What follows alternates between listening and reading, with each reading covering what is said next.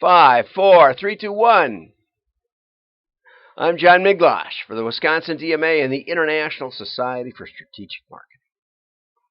Okay, we got a big event tomorrow. It's my 1-year anniversary doing live streaming. Heaven help us. I'm better at it, I think.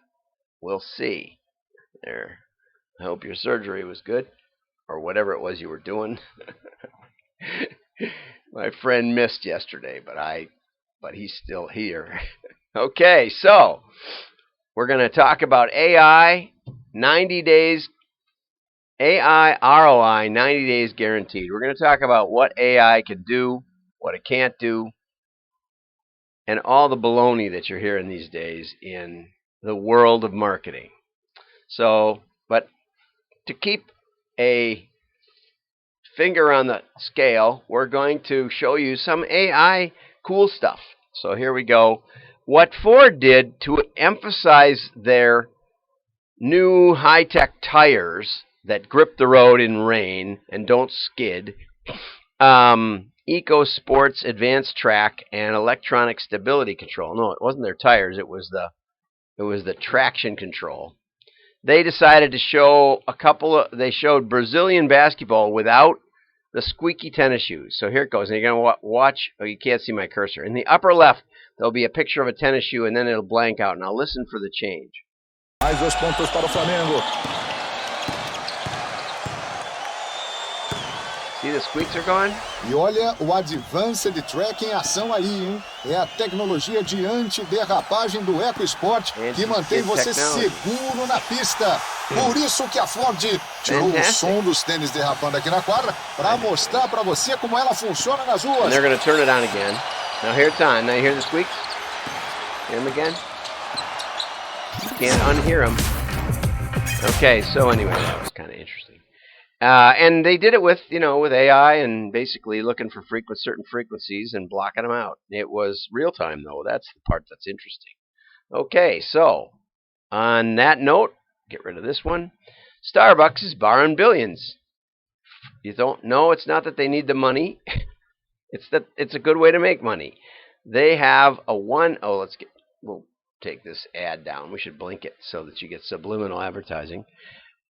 They have $1.6 billion in gift cards that are sitting there unredeemed. And in fact, they get $155 million a year in what we used to call in the rewards business shrinkage. Okay, so if you have a big retail chain, you might want to do gift cards. Not because they aren't a pain in the neck, but because you can make a lot of money. eBay has $20 billion in gift cards, but they can't tell what's going to be redeemed. Whereas at Starbucks, they're pretty sure they just need some extra coffee. So they don't make as much as Starbucks does. Walmart is does 20 times more in sales than Starbucks, but has a similar amount of gift cards in the bank. Again, same problem. Okay, now what we want to talk about is I want to talk a little bit about adapt or die. I was going to put up a whole big deal. All of a sudden, the G7, their big topic was the Amazon is burning.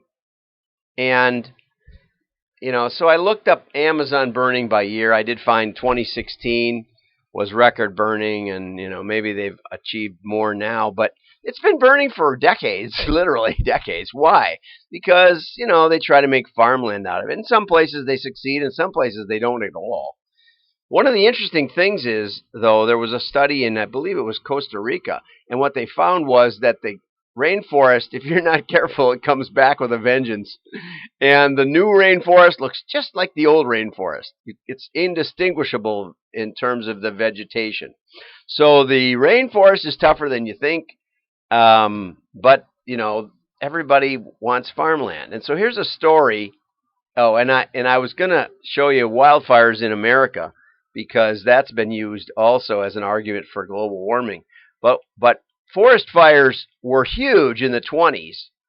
Millions and millions, way 10 times more acres burned than last year. But Smokey the Bear came along, and they really started fighting forest fires. And so what happened was the forest fires went down to almost nothing. And in the 80s, we had very, very little acreage in comparison burning. Well, for whatever ecological reasons, they decided to stop clearing the forests, not allowing lumber, not allowing fire lanes to be built, and letting the forest go natural. Well, guess what? It went back to the 20s. No, it didn't, but it's about a fifth of the 20s yet. But it went up a lot. And so last summer there were all kinds of articles about how this was proof of global warming, but they started the graphs in the 80s, which illustrates the problem you have here, which is cherry-picking data. It's easy to do. And this is why it's so hard to understand what's going on in the real world.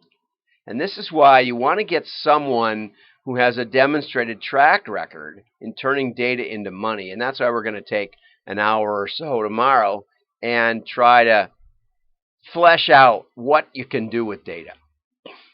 But interesting article here, because in Costa Rica, the strawberry frog, which fights above its weight, partly because it's highly poisonous, became the namesake of Scott Goodson's ad agency about 20 years ago. And one of the things that happened was in Costa Rica, where they also burned their rainforests so they could have more farmland, the frog had to adapt. The strawberry frogs have been forced from their comfort zone of shady forests of Costa Rica into the sunnier, hotter, and drier fields and pastures created by humans hungry for more farmland, which is the real way that these fires happen. It has nothing really to do with warmer weather. And they've been really successful at adapting to this new terrain, which is probably also a great metaphor for how we should adapt to climate change. If it's real, not sure. I have some good reason to think it's not as catastrophic as portrayed in the news. But whether it is or isn't, yeah, we'll need alternative energy. And nuclear, 4G nuclear, 3G nuclear had no accidents, has had none. You got to understand those accidents you've heard so much about, those were basically aircraft carrier nuclear power plants that were moved to dry land and so depended on an unlimited supply of water, which is a dumb way to do it when you're on dry land. They don't build them anywhere near like that anymore. That's just silly. That's 60-year-old technology. So just like your phone does not dial and is not tied to the wall or crank, that's about where we were with nuclear when those things were built. Guess what? They make better ones now. So don't be afraid. Don't be afraid. It'll be okay. Anyway, I'm always looking for case studies on AI. This is a really good one. I have been bad-mouthing Watson because of that Texas debacle where it was going to predict cancer. And they bid it at $3 million, and it came in at $63 million. And they're in lawsuits now. Also, this is by Robert Johnson, not Jeremy Watkin. So, if you're in B2B, which I've been, you try to keep a pulse on what's going on out there. And you think, suddenly we got this call that the big customer is leaving us. Probably not. Probably the customer submitted multiple requests for help on a single issue that went unanswered, or a new crop of customer support agents came in.